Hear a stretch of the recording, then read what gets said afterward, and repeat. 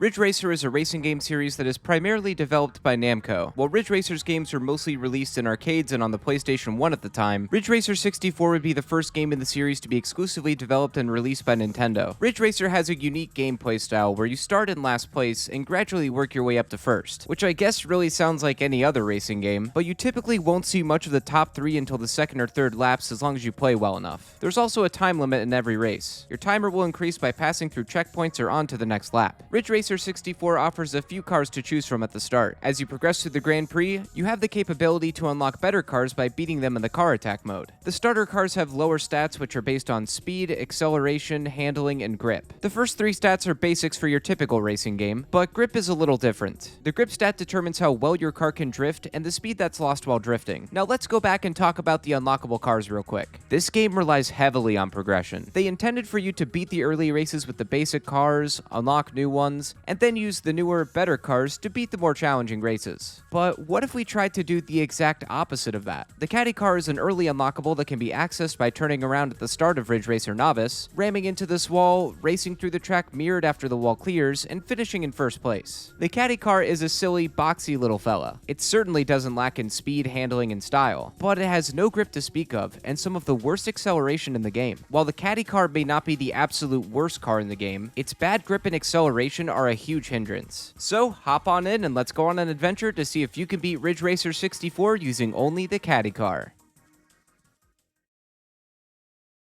For this challenge, I'm going to attempt to complete all of the races in the Grand Prix mode. I've also opted to play on the Switch Online version of this game, in hopes that it'll run a bit smoother than another title I'm still working on. Since I still need to unlock the Caddy car, I'll take this opportunity to briefly talk about how the Grand Prix mode and races work. Grand Prix mode starts us off with 3 races in the Novice difficulty. Completing all 3 races in first place unlocks Intermediate difficulty, and Expert follows after that. The difficulties are also ranked by class. S representing Novice, R for Intermediate, and X for Expert. When selecting your car, you can choose between an automatic and manual transmission. Manual is faster, but you'll need to switch gears as needed. At any point in the race, you can choose between a first-person or 2 different third-person camera views. At the start of the race, you can get a little boost if you accelerate close to the red on the speedometer without touching it by the end of the countdown. Drifts can be done by tapping the brake button and then accelerating. You can also do this by tapping the acceleration button, but I never got that to work properly. Maybe it's a Switch Online thing. Your drift will automatically drive you throughout the track until you break out of it. Ridge Racer 64 also gives you the option to switch drift modes. Classic mode will give you better speed in your drift with less control overall. With Revolution, you'll lose more speed while drifting and maintain better control. And Ridge Racer 64 Drift provides the highest level of control for your drift, with no speed loss or gain mention. If you hit or graze a wall, you'll lose speed. Colliding with cars will also result in a loss of speed. You can block cars from getting ahead of you by letting them ram into you from behind. While you can't really tell when a car is directly behind you in third person, first person mode gives you a rear view mirror to check out who's checking you out. Like drifting, the collision mode can also be changed between Revolution, which is more arcade style, or the default realistic style that Ridge Racer 64 intended. With all that covered and the Caddy car ready and available, I took it back to Ridge Racer Novice and began the challenge. Not before giving it a green paint job in remembrance of all the other green characters and cars we've come to know and love throughout these various challenges. This track takes us to a little city with an oceanside view. It's a very tutorial-esque area, and it was also on Novice, so I came into this already not expecting much. The Caddy car clearly outclasses the other cars, and I knew it would be an easy win. This track on Novice is also the only one out of the 3 to have 2 laps as well. You can tell they wanted this to be a chill start to the Ridge Racing adventure. Easy wins would carry over into the Revolution and Renegade tracks. Revolution's area is the countryside and highway, while driving through Renegade's area almost makes you wish for a nuclear winter. I'd go more in depth here, but there wasn't too much to say. The Caddy car clears Novice easily. For beating the Novice stage, we get this,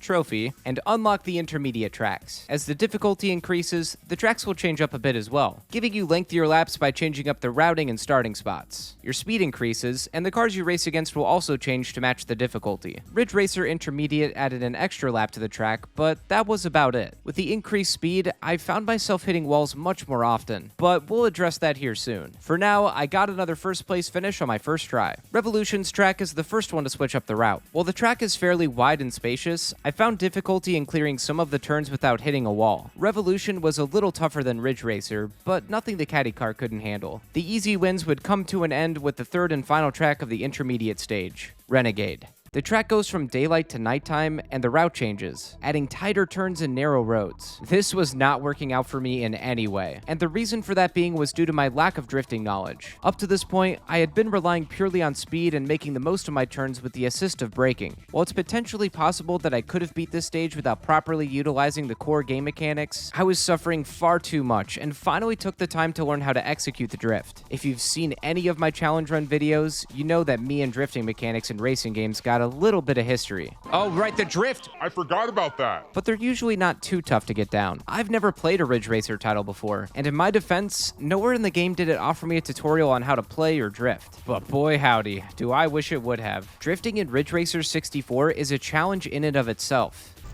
Okay, that is crazy. What the f? Playing as a car with no grip stat was likely not a good opportunity to learn this either. You're sliding all over the dang place, and there's no clear indication of when or how to break your drift.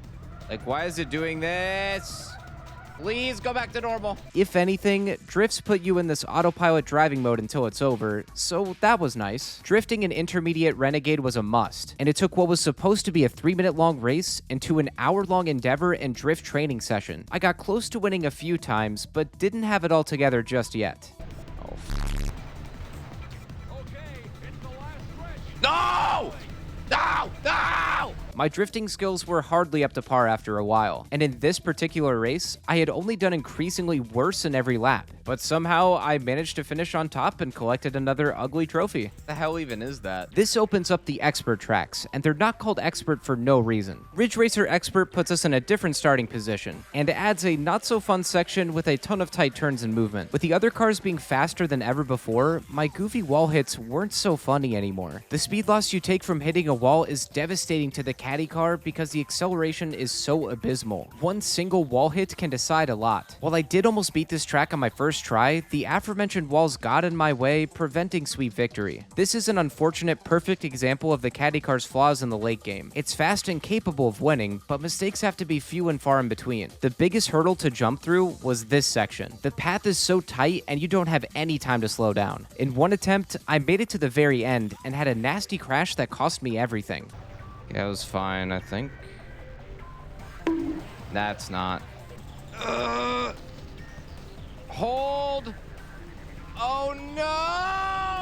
I got it on the next try after that though, somehow having almost the same race time as my second place finish. Alrighty then. Switching over to Revolution, I experienced the same issues as it seems that this track subscribed to quick and tight turns monthly. This was definitely going to take some practice, but my time to catch some Z's had arrived. I did check out Renegade at chat's request before bed though, and didn't do so bad on my first time through. This left me hopeful for finishing the rest of the Expert tracks and the ones yet to come. Returning to Revolution, I had not seen any promising results for a good long while. It felt as though this track sat me down and said, hey, you got a C on your report card in drifting, but you're gonna have to get an A on the next one to avoid summer school, so hit the books, champ. And for nearly an hour, I did just that. Sir?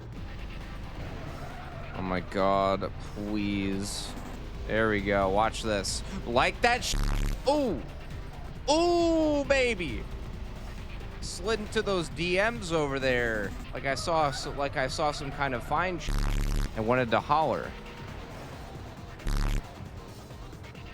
That was me fumbling. Racing, failing, drifting, crashing, I experienced it all. With so many attempts under my belt, I'd get to a point where I'd pass first place a little over halfway through the final lap. All I had to do now was not mess up too bad. Please get control of the car again. Come on, dude. All right. Hang tight. Let's go. Let's go. All that was left now was Renegade. We start at the same spot, but once more the route changes and extends. While Renegade has some harsh turns that need to be drifted through, there's a lot of straightaways and portions of the track with light turning that are a huge help in catching up. There was also this area here which was not so great for our boxy jalopy. I reset a lot before finishing this race. At a certain point, you could just tell when you need to throw in the towel and try again. In one attempt, I had just cleared first place, and it seemed like I was gearing up to win the race, when this car came out of literally nowhere and passed me at Mach speeds.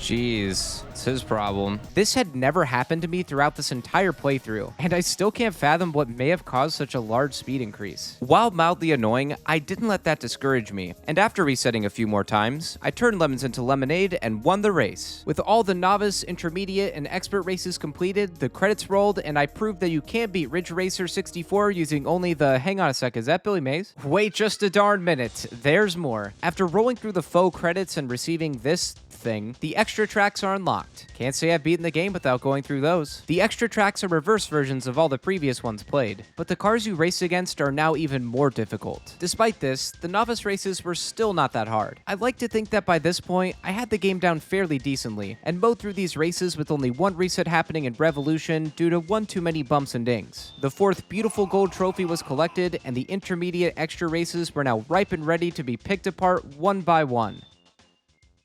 At least, that's what I thought was going to happen. Intermediate Ridge Racer Extra started out like the other more difficult tracks. It wasn't that tough to get through, but catching up to the other cars was starting to get more challenging. And now more than ever, any wall hits or bumps into the other cars appear to more or less ensure that I forfeit first place. Nothing more than skill issues. I've overcome these situations before, and I can surely do it again. Except for one little problem. My dear old friend, drifting. 95% of this track was so short and easy to get through, except when you reach this tight turn here. This late in the game, I knew how to drift, or at least I definitely knew how to get a drift started, but every time I came to this one particular turn, the game just seemed to pick and choose when it wanted the drift to work. The worst of it all is if you miss this drift or drift incorrectly and hit the wall, you're screwed. It's game over. The Caddy car's acceleration is far too low to help you get back to where you need to be. Unrelated to the drifting issue, there's a bug when exiting this tunnel where the cars will just slide to the other side really fast. And if you get caught up in this, they'll hit you and slow you down. I don't know what it was in this track. I don't know who I may have pissed off, or if the planets in the universe were misaligned on this night, or if it was just simply Switch Online jank. But this track was garbage and unfair. I spent the rest of my stream trying to get through this track, which was over 2 hours worth of attempts. It seemed like every time I saw myself on a good run, the drift mechanic decided it was time to give up the ghost and screwed me over. I already developed a strong dislike for the drifting in this game, but this one track was out to put me over the edge. My stubbornness got the better of me, and I tried a handful more times before calling it quits for the night. Honestly, I ended the stream feeling quite defeated and stressed out. Ridge Racer 64 was tough, and it knew how to push all the wrong buttons. After a decent night's rest and a personal revelation of remembering that this was just a game and I shouldn't be taking it so seriously, I returned with a fresh outlook and determination to get this challenge done and over with. After about 30 minutes of another round of attempts, I was closing in on first place in the last lap. The only thing I needed to do was clear the drift one more time. Oh yeah, baby. That's it, baby. Let's go! The relief and excitement I felt from this win was astronomical. Finally, I could carry on and finish the rest of the intermediate tracks. It was finally going to happen. Revolution took me about an hour to get through, and it was largely due to this narrow section. It was a huge pain in the neck to not hit any walls or other cars while moving through this. Revolution did also demand a lot of drifts this time, but it didn't nearly cause as many issues as Ridge Racer did, so I was happy. Renegade was roughly about the same as Revolution. It just took a while to get used to the reverse version of this track and the drifts that it required. But after another solid hour of attempts, I got my first place spot along with my next trophy. Oh, lovely trophies. Beautiful. This left me with one more set of tracks to go, the Expert Extras. The end was near and victory was about to taste so sweet. If only I knew. In short, Expert Extra is horrific. In Ridge Racer, the awful drift turn and bug tunnel are back with a vengeance. And to salt the wound further, there's a whole section of extremely narrow fast turns that you have to make in the middle of the track. You're also up against some of the best cars in the game now too, which makes this even more stressful. This track with the Caddy car is not fun. And truth be told, I don't think the devs ever intended for you to use it in this race, because you stand little to no chance. The very best I could do was a 102 lap time. And in that race, I only finished in 5th place.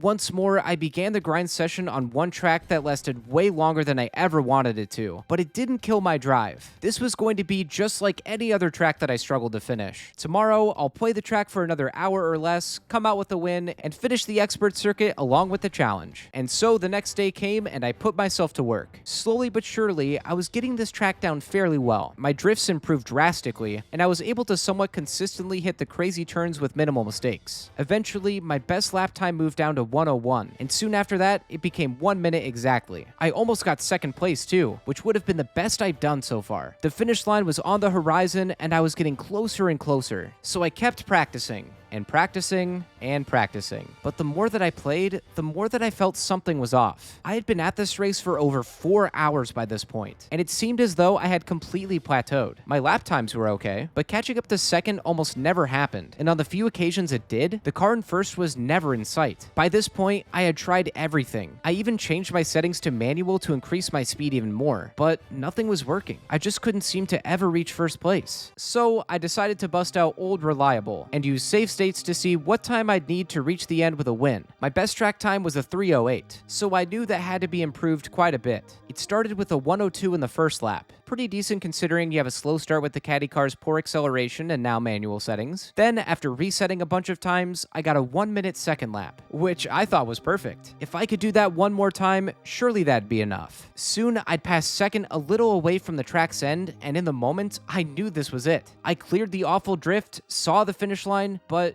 first place was still gone, nowhere to be seen. This time would have roughly been about 3:05, so that meant I had to improve even more? Was that even possible? I didn't know, but there was definitely something wrong. How could the first place car just never appear? Was the Caddy car just that slow? Was it me? What the hell was going on?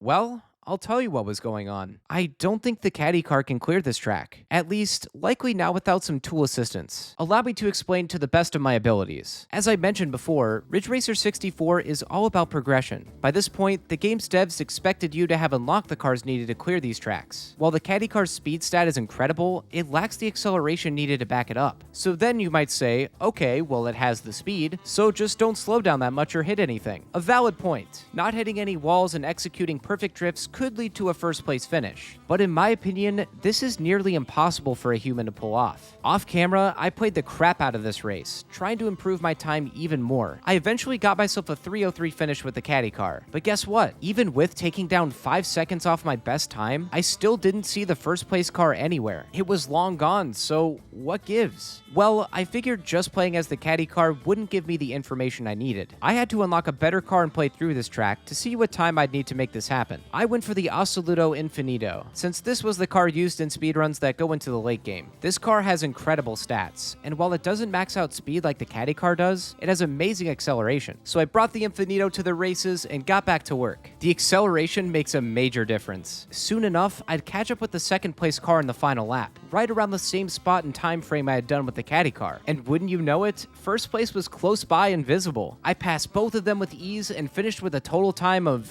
3:02?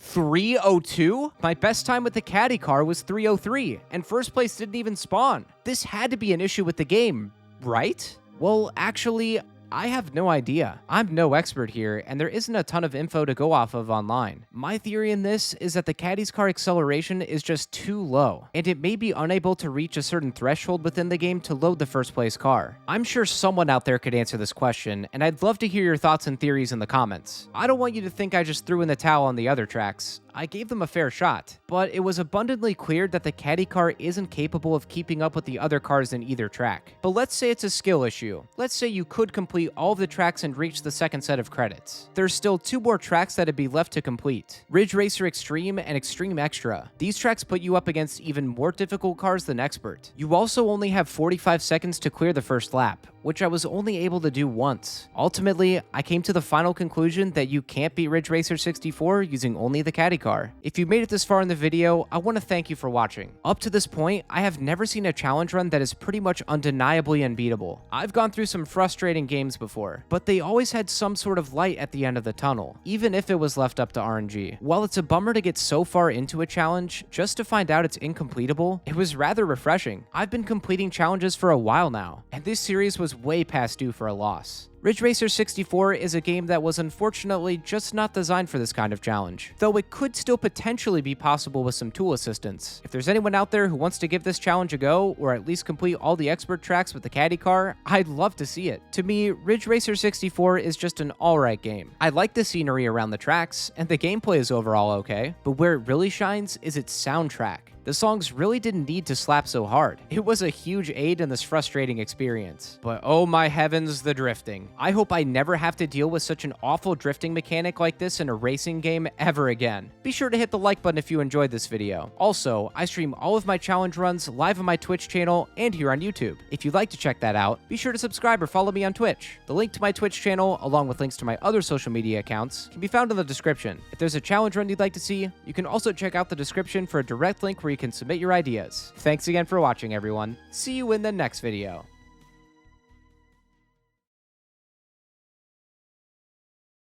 Bobby, I want you to get in that caddy car and drift. Okay. Oh, yeah!